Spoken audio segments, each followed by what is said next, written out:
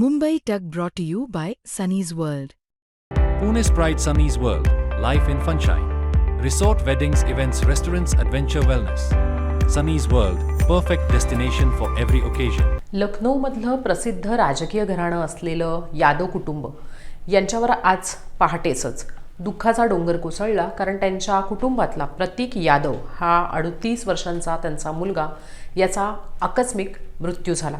अर्थात या मृत्यूचं कारण अद्याप समोर आलं नव्हतं आणि तेव्हा प्रतीकच्या मृत्यूबद्दल वेगवेगळ्या पद्धतीनं चर्चा सुरू झाल्या होत्या. संशय उत्पन्न केला जात होता. त्याची अनेक कारणं सांगितली जात होती. महागड्या गाड्यांचा शौकीन असलेला, त्याचबरोबर एक व्यावसायिक असलेला, स्वतः जिम प्रेमी असलेला आणि त्याचबरोबर कुठल्याही पद्धतीनं राजकारणात सहभागी नसलेला प्रतीकचा असा अकस्मात मृत्यू, याच्यावरनं चर्चा सुरू होण्याची वेगवेगळी कारणं होती. त्यातलं एक कारण असं म्हटलं जात होतं ते म्हणजे की या मृत्यूमागे कुठलं राजकीय षडयंत्र तर नाही ना. तर प्रतीकचा मृत्यू ते पोस्टमॉर्टम रिपोर्ट याच्यामधनं काय माहिती समोर आली हे आपल्याला आता जाणून घ्यायचं आहे. मंगळवारी साधारणतः मध्यरात्री नंतरची केव्हाची तरी ही घटना आहे. प्रतीक जेव्हा त्याच्या घरातल्या किचनमध्ये गेला होता तिथं तो बेशुद्ध होऊन पडला. त्यानंतर डॉक्टरांना बोलावण्यात आलं. प्रतीकला हॉस्पिटलमध्ये नेण्यात आलं. हॉस्पिटलमध्ये डॉक्टरांनी प्रतीकला चेक केलं आणि त्याचा मृत्यू झाल्याचं जाहीर केलं. प्रतीकचे हार्टबीट्स तपासण्यात आले.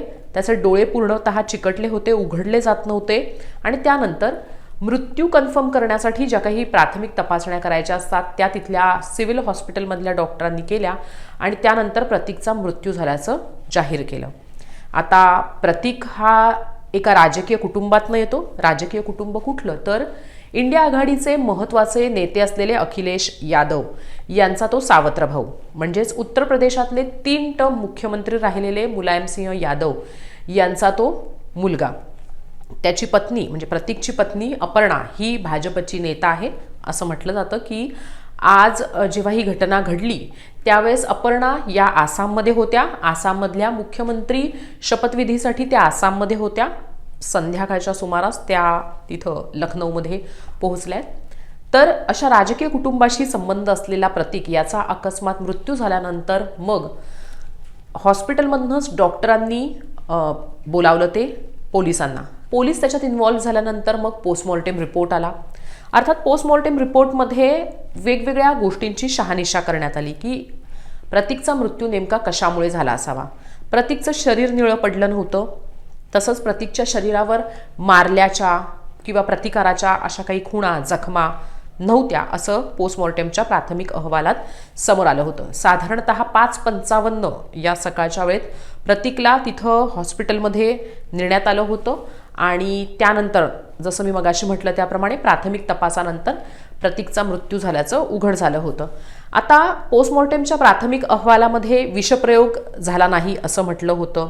कुठल्याही मारण्याच्या मोठ्या खुणा नव्हत्या आणि जे काही शरीरावर जखमा किंवा खुणा होत्या त्या खूप जुन्या होत्या असं म्हटलं गेलं. त्यामुळे पोस्टमॉर्टमच्या रिपोर्टमध्ये तसं कुठलंही एक ठोस कारण समोर आलं नव्हतं. प्रतीकला हार्ट अटॅक आला होता का याचाही उलगडा त्या पोस्टमॉर्टम रिपोर्टमध्ये झाला नव्हता.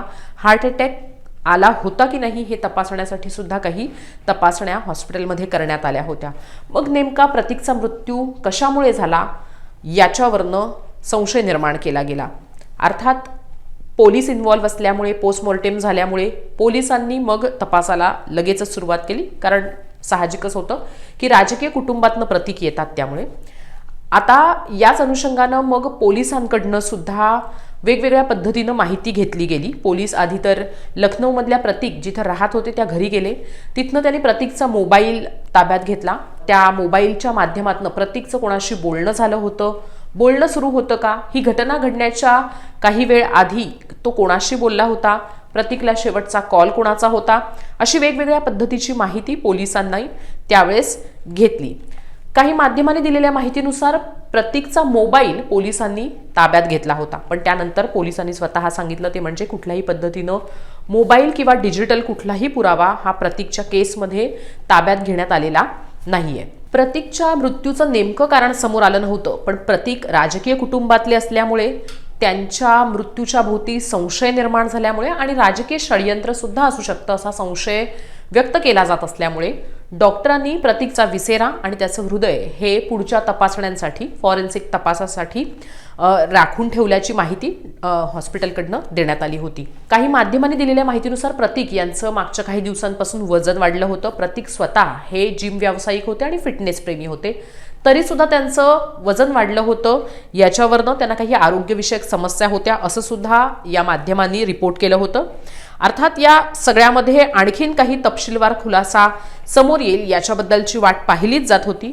त्याच दरम्यान दिव्य भास्कर या वृत्तपत्राच्या वेबसाईटवर एक महत्त्वाची माहिती आली होती आणि त्या बातमीत असं म्हटलं होतं ते म्हणजे की प्रतीक यांना यापूर्वी यकृत म्हणजे लिव्हर आणि फुफ्फुसांशी संबंधित काही आरोग्याच्या समस्या होत्या. प्रकृती अचानक बिघडल्यामुळे त्यांना अनेकदा रुग्णालयात याआधी दाखल सुद्धा करण्यात आलं होतं. पण त्यांची प्रकृती म्हणजे तब्येत स्थिर झाली की मग ते डिस्चार्ज घेऊन आपल्या घरी येत होते. दीर्घकाळ असे ते काही हॉस्पिटलमध्ये राहिले नव्हते. उपचारांनंतर साधारणतः 1-2 दिवसानंतर ते डिस्चार्ज घ्यायचे आणि घरी यायचे. आणि त्यामुळेच त्यांच्या आरोग्याविषयी कुटुंबियांना सुद्धा चिंता वाटत होती. त्यांच्या नातेवाईक मित्रमंडळींना सुद्धा चिंता वाटत होती. आता आणखीन एक बातमी समोर आलेली आहे. ती आज तक या न्यूज चॅनलच्या वेबसाईटमध्ये दिलेली माहिती आहे. त्या बातमीनुसार प्रतीक यांना 30 एप्रिलला हॉस्पिटलमध्ये ॲडमिट केलं होतं. समस्या तीच, यकृत आणि फुफ्फुसांची. आणि त्यासाठी त्यांना हॉस्पिटलमध्ये ॲडमिट केलं होतं. अगदी 2-3 दिवस त्यांनी उपचार घेतले आणि त्यानंतर हॉस्पिटलमधनं डिस्चार्ज मिळालेला नसतानाही प्रतीक हे हॉस्पिटलमधनं निघून घरी आले होते आणि त्यानंतर ही घटना घडली होती. त्यामुळे असा अंदाज व्यक्त करण्यात येत होता ते म्हणजे की याच आजारांमुळे प्रतीक यांचा मृत्यू झाला असावा. अगदी थोड्या वेळापूर्वी संध्याकाळच्या वेळेस प्रतीक यांचा पोस्टमॉर्टेमचा जो अहवाल आहे त्याच्यामध्ये काही माहिती समोर आलेली आहे आणि अनेक माध्यमांनी याच्याबद्दल रिपोर्टिंग सुद्धा केलेलं आहे. ज्यानुसार प्रतीक यांना कार्डिओ रेस्पिरेटरी कोलॅप्स झाला होता. म्हणजेच त्यांच्या फुफ्फुसांच्या नसांमध्ये मोठ्या प्रमाणावर रक्ताच्या गुठळ्या तयार झाल्या आणि ज्याच्यामुळे त्यांचं हृदय बंद पडलं आणि त्यात त्यांचा मृत्यू झाला. आता प्रतीक यांच्या मृत्यूभोवती संशयाचं जे काही कडं होतं ते तर तुटलेलं आहे.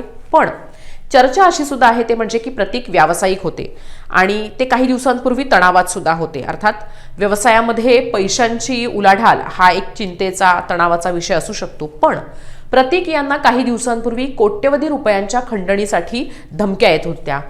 खंडणीसाठी आलेल्या फोन नंतर मग प्रतीक यांनी तक्रार केली होती आणि ती तक्रार केल्यानंतर त्यांना जीवे मारण्याच्या धमक्या येत होत्या. त्यामुळे सुद्धा ते तणावात होते असं म्हटलं जात आहे. अर्थात आता पोलीस या सगळ्या संदर्भातला तपास करतीलच. पण जसं पोस्टमॉर्टेम रिपोर्टमधनं समोर आलंय ते म्हणजे की जी त्यांना आरोग्याची समस्या आहे, त्यांचं यकृत आणि फुफ्फुसाच्या संदर्भातली जी समस्या होती त्यातनंच त्यांचा मृत्यू झाल्याचा आत्ता तरी प्राथमिक अहवालात समोर येत आहे. त्यामुळे मृत्यूचं कारण समोर आलं असलं तरी सुद्धा प्रतीक यांचा मृत्यू नेमका कसा झालेला आहे किंवा प्रतीक यांच्या मृत्यूमागे काही राजकीय षडयंत्र होतं का याच्याबद्दलचा तपास होईल का किंवा होऊ शकतो का किंवा याच्याबद्दलचा गुन्हा दाखल होऊ शकतो का अशी चर्चा आता सुरू झाली आहे.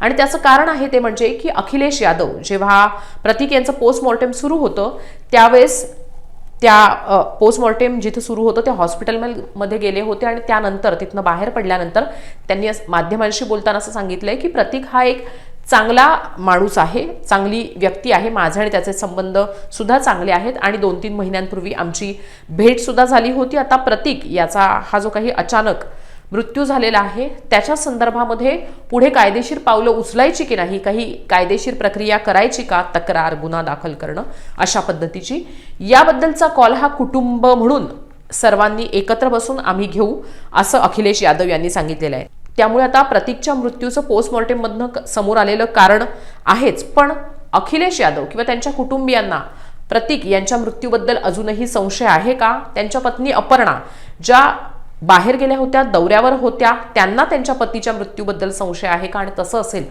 तर मग गुन्हा दाखल होतो का? याबद्दलची उत्तरं साधारणतः आपल्याला परवाच्या दिवशी मिळतील, कारण उद्या प्रतीक यांच्यावर अंत्यसंस्कार करण्यात येणार आहे. दरम्यान प्रतीक यांच्या झालेल्या मृत्यूमुळे राजकीय वर्तुळात सुद्धा मोठी चर्चा आहे. आज समाजवादी पार्टी आणि भाजपचे जे पक्षाचे कार्यक्रम होते उत्तर प्रदेशातले ते तिथनं रद्द करण्यात आले होते. आता पुढे उद्या त्यांच्यावर अंत्यसंस्कार झाल्यानंतर काही वेगळी माहिती समोर येते का हे बघणं महत्त्वाचं असणार आहे.